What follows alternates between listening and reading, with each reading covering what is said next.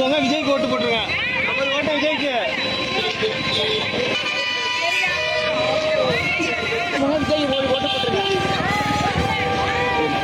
Okay bye. எல்லாம் விஜய்க்கு ஓட்டு போட்டுருங்க.